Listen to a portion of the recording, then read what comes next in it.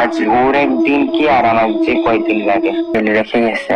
ওমা, কিন্তু সন্ধ্যা হয়ে গেল, এখনো একটা মাছ বিক্রি করতে পারলাম না।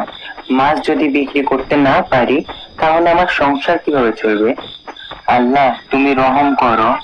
আর এই গ্রামে কি কোনো মানুষ নাই যে আমার কাছ থেকে একটা মাছ কিনবে? মাছ আছে, মাছ, ইলিশ মাছ, পাঙ্গাস মাছ, জিয়েল মাছ, টাকি মাছ। আরে হিসু আসারও আর টাইম পেল না, মাছ করা রেখে প্রস্রাব করে আসি।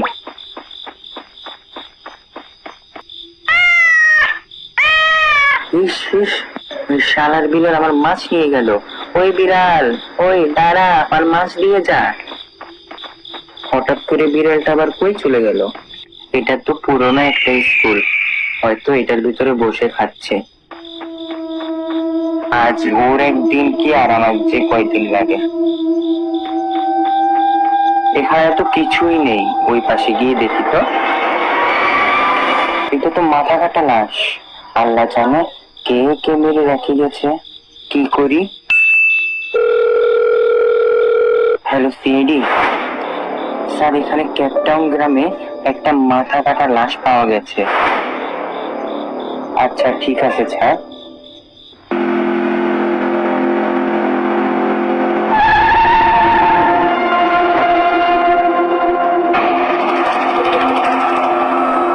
স্যার, আপনারা আসছেন? দেখেন কে যেন এই বাচ্চাটাকে গলা কেটে ফেলে রেখে গেছে। অভিজিৎ, তুমি লাশটা ভালো করে চেক করো, দেখো কোনো কিছু পাওয়া যায় কিনা।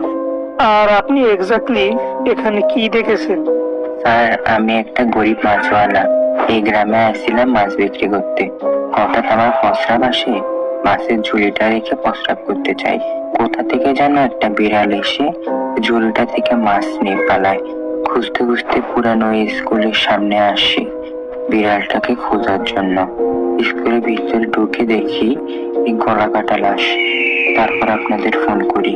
কিন্তু একটা আশ্চর্যজনক বিষয় হচ্ছে, পুরা গ্রামে একটা মানুষও দেখতে পাইনি। ওকে, আপনি এবার যেতে পারেন। স্যার,